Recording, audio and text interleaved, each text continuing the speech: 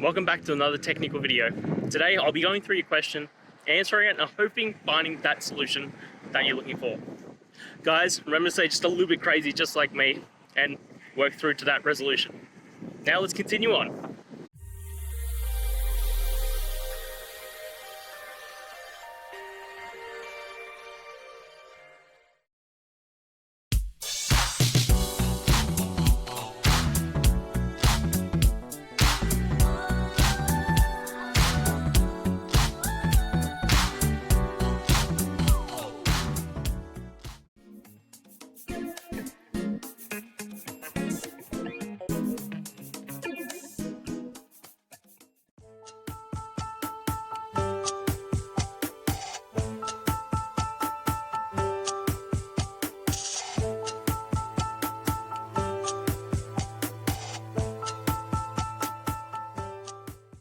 And that's it, guys. I hope this video helped answer your question and you found that answer that you're looking for.